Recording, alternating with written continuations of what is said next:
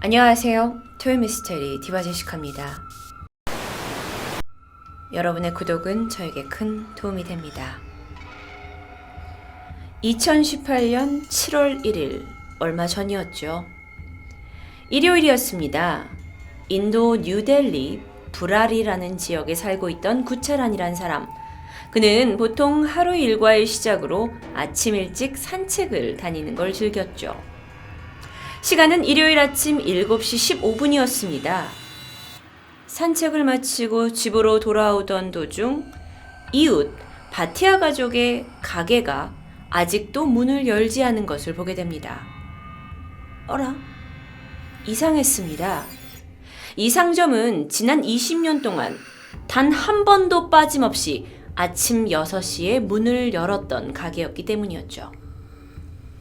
혹시 무슨 일이 생겼나 싶었고 그는 바티아 가족의 집으로 가보기로 합니다. 그리고 집 앞에 다가갔을 때 이상한 기운을 느끼게 되는데요. 그 이유는 이 바티아 가족의 대문이 활짝 열려 있었어요. 그런데 대문뿐만 아니라 거의 집에 있는 모든 문들이 활짝 열려 있었습니다. 만약 그 안에 누군가 있었다면 보통 가족들이 아침이었으니까 분주히 움직이는 어떤 인기척들이 들렸을 텐데 전혀 고요했습니다. 그는 열려있는 문을 지나 집 안으로 들어갔고 그곳에서 숨이 멎을 것 같은 충격적인 광경을 보게 됩니다. 신고를 받고 출동한 지역경찰 라지브 경관이 이 사건 현장을 조사하기 시작했어요. 그런데 이 경관 또한 집 안에 들어가서 보게 된 장면이 너무도 충격적이었기 때문에 잠시 동안 아무것도 할 수 없었다고 이야기합니다. 그가 마주한 첫 장면은 환기를 위해서 설치된 천장, 이 철제망 같은 게 있었는데 여기에 바티아 가족들이 매달려 있었고요.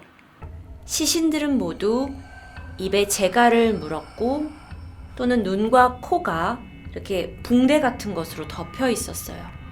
또한 손과 팔이 뒤로 묶여 있는 모습이었습니다.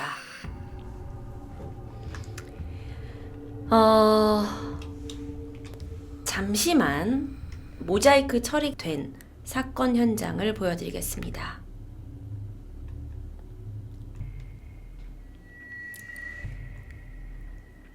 어떤 사람은 이 모습을 보고 마치 나무에 시신들이 대롱대롱 매달려 있는 것 같았다라고 표현하기도 했습니다. 온 가족이요. 너무도 끔찍했죠. 자, 그렇다면 여기서 사망한 사람들은 누구였을까요? 사진을 통해서 말씀드리고자 합니다. 먼저 가장 왼쪽에 있는 가장 바히네 씨 50세입니다. 그리고 그 옆에 있는 그의 아내 48살 사비타, 그리고 부부의 두 딸, 바로 여기 있는 이 두 딸, 25살 니투와 23살 모누, 그리고 중간에 있는 15살의 아들 다루, 그리고 바흐네 씨의 남동생 45살 라릿, 그리고 그의 아내 42살 티나, 두 사람의 아들 중간에 있는 15살 시밤, 게다가 가장의 누나였던 57세 프라비타, 그리고 그녀의 딸이었던 33살 프리앙카. 함께 살고 있던 일가족 10명이 목이 천장에 매달린 채 끔찍한 모습으로 사망해 있었습니다. 그런데 그게 다가 아닙니다. 건너 방에서는 가장 바흐네 씨의 77세 어머니 나라야니 바닥에 누워있는 채 시신으로 발견되었습니다. 부검 결과 모두 질식사한 것으로 밝혀졌는데요. 경찰 조사 결과 이 집에는 어떠한 외부 침입의 흔적이 발견되지 않았습니다. 주변 이웃들도 그 전날 밤 이상한 소리를 전혀 듣지 못했고 게다가 이 주변을 왔다 갔다 하는 낯선 사람들을 목격한 적도 없다고 진술합니다. 그렇다면 누가 일가족 11명을 살해한 걸까요? 바티아 가족에 대해서 좀 더 이야기해 볼까 합니다. 이 가족은 20년 전 이 브라리 마을로 이주해 왔고 철물점과 유제품을 판매하는 상점을 열어서 생계를 꾸려왔죠. 그러니까 가게가 2개예요. 이 11명의 가족이 노모를 모시고 한 집에서 화목하게 지내면서 주변 이웃들과의 사이도 좋은 집안이었다고 합니다. 게다가 자녀들도 모두 학교에 다니면서 성실히 공부하고 있었고요. 특히나 20년 동안 이 상점을 운영해온 바로 이 사진 속의 부부, 바흐네쉬 부부, 그리고 옆에 있는 동생 라릿, 이 같이 동생과 함께 상점을 운영해 왔었고요. 이 2사람의 아내들 사비타와 티나도 마을에서는 남을 잘 돕는 착한 성품으로 좋은 평판이 나 있었습니다. 게다가 이 집에서는 얼마 전 누나의 딸인 프리앙카가 약혼을 얼마 전에 했어요. 그리고 연말에는 결혼식이 계획되어 있었습니다. 바흐네쉬의 딸 니투는요, 아버지를 도와서 유제품점에서 살뜰히 일하면서 IT 계열의 석사 과정까지 마친 상태였고요.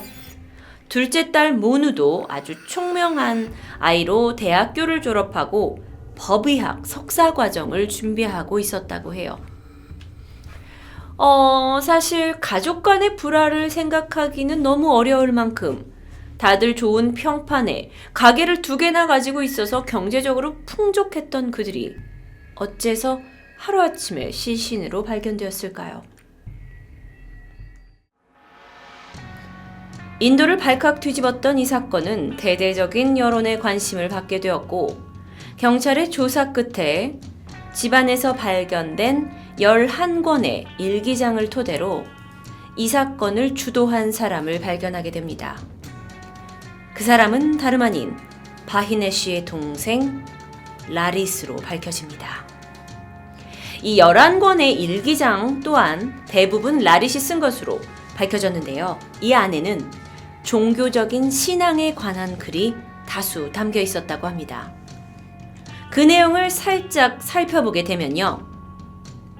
사람의 인체는 일시적이며 사람은 눈과 입을 가려서 공포를 극복할 수 있다. 의식을 행하는 날에 요리를 해서는 안 된다. 다른 이들이 스스로 목맬 동안 한 명은 반드시 감시를 해야 한다. 이 부분은 죽음에 대한 방법을 자세히 기술한 것으로 보입니다. 도대체 어떤 사람이었길래 이런 일기장을 남겼던 걸까요? 라릿에 대해서 좀 더 알아보겠습니다. 그는요, 약학대학을 나올 정도로 총명했지만 졸업 후에 일을 하던 도중 사고로 목소리를 잃고 아주 힘든 생활을 살게 됩니다. 그 때문에 가족들이요, 그를 위해서 종교적으로 많은 기도를 올리면서 정성을 쏟게 되는데 2007년 그의 아버지가 병으로 돌아가시게 되고 가족들이 10일 동안 이 아버지 고인을 기리는 기도를 드리던 도중 갑자기 라릿의 목소리가 다시 나오게 됩니다. 그러면서 모두 이 놀라운 현상에 깜짝 놀라게 됐는데 다시 생각하면 너무도 감사한 일이니까 다 같이 기도를 다시 드리게 돼요. 그들의 어떤 힌두교적인 어떤 여러분의 생활 방식을 이해하시면 될 것 같습니다. 그래서 그들이 감사 기도를 다 드리고 있을 때쯤 라릿이 이렇게 외쳤다고 합니다. 아버지가 내 몸으로 돌아오셨어. 이후에 가족들은 매일 밤 9시에 둘러앉아 약 15분에서 30분씩 기도를 올리게 되죠. 그리고 이 중에 라릿은 가장 중간에 앉아서 아버지의 목소리로서 나는 대신한다 라는 말로 가족 구성원들에게 삶의 세부사항을 지시하기 시작합니다. 그리고 그 사항들을 일기장에 적기 시작한 거죠. 라릿의 일기장에 가족들에게 해야 할 것, 하지 말아야 할 것 하는 엄격한 규율과 지시가 가득 들어 있었는데요. 경제적인 부분부터 식습관, 그리고 일반적인 사람을 만나는 활동, 그리고 그 범위까지 정말 세세한 지침서가 적혀 있었다고 해요. 그리고 가족들은 가장이었던 아버지가 돌아가시고 나서 그 아버지의 영혼이 이 라릿한테 왔다고 생각하고 그의 말을 아버지의 말씀처럼 여기고는 모두 충실히 지켜나갑니다. 예를 들어서 이런 거예요. 식사는 불을 사용하지 않은 채식으로만 해야 했고요. 부득이 불을 사용해야 하는 음식은 인근 식당에서 주문해서 먹었습니다. 같이 살고 있는 딸들은 학교나 직장 이외의 활동은 모두 금지당했고 10대였던 아들 둘은 또래들이 다 가지고 있는 핸드폰을 금지당했고 SNS나 인터넷도 아주 한정된 부분만 이용이 허용되었어요.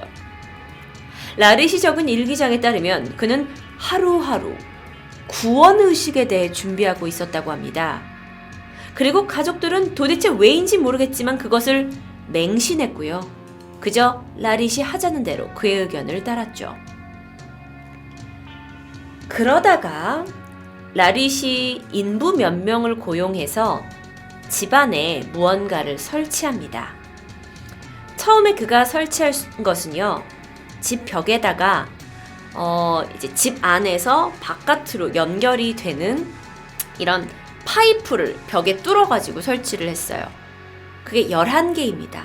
실제로 그 집 외벽에서 발견된 11개의 그 통풍 파이프예요.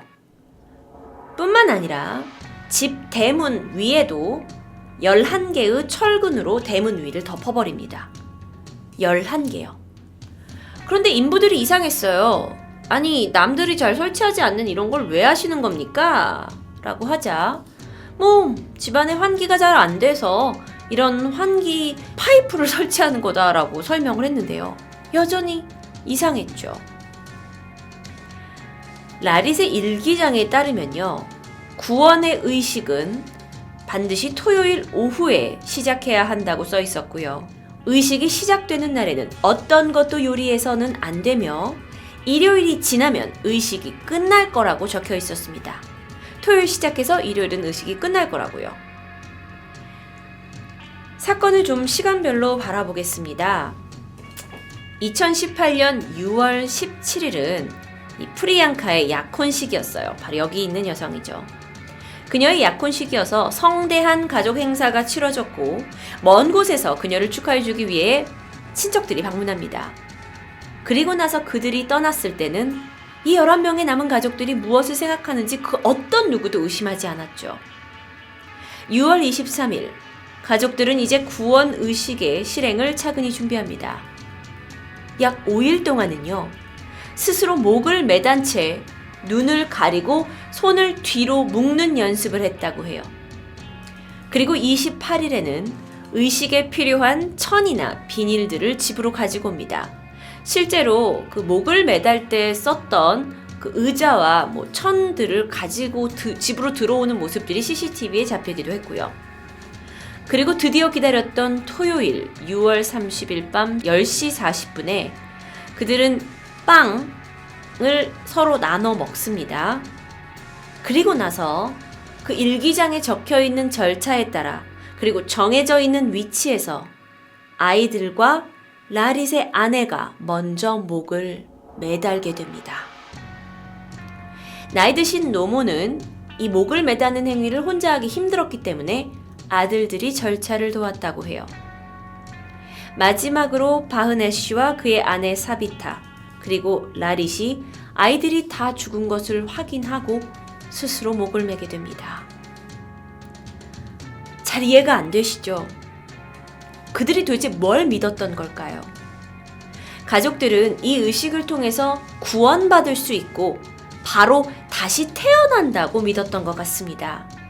때문에 이 가정의 아이들은 얼마 전에 약혼도 했고 취업도 준비하고 있는 상태였고 학교도 계속 이어가고 있었고요. 심지어 지인들과 다음 주에 만날 약속까지도 다 계획되어 있었던 상태입니다. 하지만 11명의 일가족은 단 한 명도 깨어나지 못한 채 시신으로 발견되어 버렸죠. 그런데 말입니다. 바티아 가족의 친척들은 여전히 그들이 살해당했다고 주장하고 있어요. 왜냐면 우리가 아는 바티아 가족은 모든 게 완벽했고 행복했고 도저히 자살할 이유가 없다라는 거죠. 그런데 11명의 일가족이 동시에 목을 매달고 사망하는 이런 전대미문의 일은 그들의 머리론 도저히 이해할 수 없었던 겁니다. 하지만 경찰은 부검, 질식사라는 부검 자료와 일기장을 토대로 자살로 결론 내리고 있는 중이긴 하지만 이 유가족들의 강한 반발로 아직 조사는 진행 중이라고 합니다. 심리학 전문가들은요, 주동자였던 라릿이 일종의 어떤 망상 장애를 가지고 있었던 것으로 보고 있고, 가족들은 그냥 집단 최면에 빠진 것으로 판단하고 있지만, 글쎄요. 물론 과학적 접근만으로 밝혀진 건 이 가족들이 스스로 목을 매단 것은 사실이에요. 하지만 정말 그들이 죽고 싶었던 걸까요? 아니면 다시 살아난다고 믿었기 때문에 목을 매단 거라면 이건 자살일까요? 아니면 라릿의 어떤 맹신에 의한 타살일까요? 단 한 명의 가족도 살아남지 않았기 때문에 이에 대한 평가는 영원히 미궁으로 남게 될 예정입니다. 토요미스테리 디바제시카였습니다.